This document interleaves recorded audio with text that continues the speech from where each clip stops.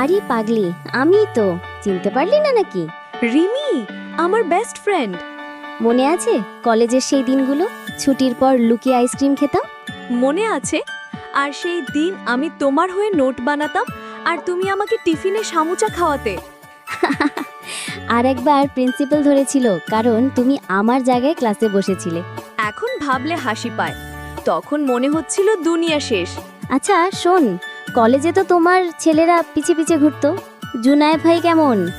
আহা, খুব ভালো মানুষ, কাজ নিয়েই ব্যস্ত থাকে। আহা, ভাগ্যবতী তুই। আমি এখনো অবিবাহিত, এখনো কাউকে পাইনি যে সত্যি মন ছুঁয়ে যায়। আরে এত গল্প কিসের? আমি তো মনে হয় নতুন গেস্ট পেয়েছি, অনেকবার নাম শুনেছি, আজ দেখা পেলাম অবশেষে।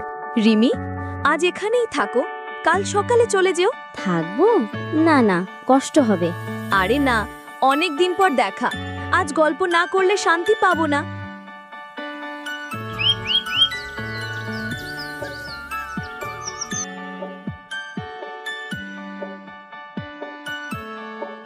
ঠিক আছে, এখন যাই।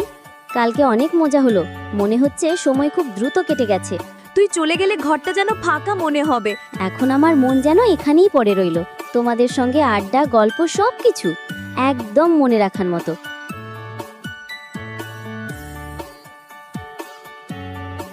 এই, আপনি রিমি আপু না?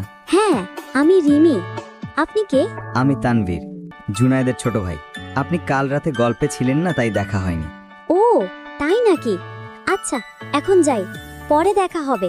আমি চাই একদিন আলাপ করতে। মনে হচ্ছে আমরা ঠিকমতো পরিচিতও হইনি। ঠিক আছে, হয়তো সুযোগ হবে। প্রথমবার যখন ওকে দেখেছিলাম মনে হয়েছিল সময় থেমে গেছে।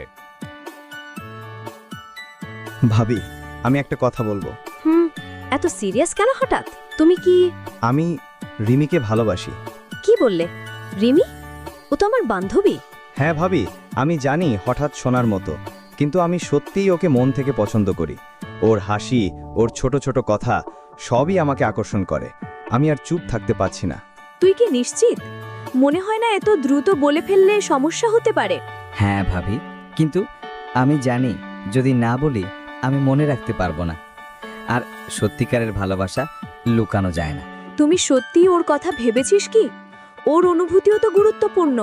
তুমি শুধু নিজের অনুভূতি বলেছো, কিন্তু ওর মত কি? তাই তো আমি শুধু প্রথম পদক্ষেপটা করতে চেয়েছি, বাকিটা সময় নিয়ে বুঝে নেবে। আরে কি আলোচনা চলছে এত চুপি চুপি? দুজনই চুপচাপ, মনে হচ্ছে রহস্য আছে। তোমার ছোট ভাই প্রেমে পড়েছে। সত্যি দারুণ তো, ভালোবাসা খারাপ কিছু নয়। আমি শুধু বললাম ভাইয়া, কারণ আর চুপে থাকতে পারবো না। আমি শুধু মনে রাখতে চাইছিলাম। রাগ করব কেন? যদি রিমিও চায় তাহলে নিশ্চয়ই খারাপ কিছু নয়। আমি শুধু ভাবছি, রিমি কি ওর জন্য উপযুক্ত? ও কি সত্যিই প্রস্তুত?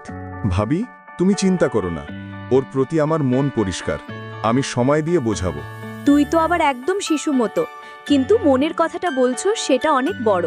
হ্যাঁ ভাবি, আমি জানি। আর আমি চাই তুমি আমাকে পরামর্শ দাও। ঠিক আছে, তুই ওকে মানসিকভাবে পাশে থাকবে, কিন্তু মনে রেখিস ভালোবাসা শুধু অনুভূতি নয়, বোঝাপড়াও প্রয়োজন। হ্যাঁ ভাবি, আমি প্রতিশ্রুতিবদ্ধ।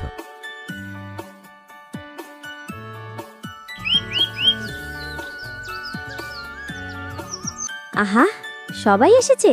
কেমন আছো সবাই? আমরা সবাই ভালো আছি। তুমি কেমন আছো রিমি? আমিও ভালো আছি। ভেতরে চলো, খাওয়া দাওয়া শেষ করে গল্প করা হবে নি। কাকা, একটা কথা বলবো? হ্যাঁ বলো বলো। আমার ছোট ভাই তানভীর আপনার মেয়েকে খুব সম্মান করে আর পছন্দও করে। এমন ছেলে যদি সত্যিই মনের মতো হয় তবে আপত্তি কিসে? চিন্তা করো না, সব ঠিক হবে। বন্ধুত্ব আর ভালোবাসা সব কিছুকে সুন্দর করে তোলে।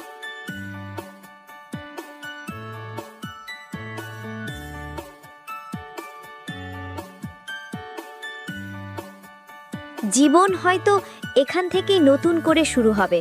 নতুন আশা, নতুন স্বপ্ন, আর হয়তো কিছুটা ভালোবাসা। তুমি হাসলেই যেন পৃথিবী আলোয় ভরে ওঠে। মনে হয় সব সমস্যা মুহূর্তে দূরে চলে যায়। সবকিছু ঠিকঠাক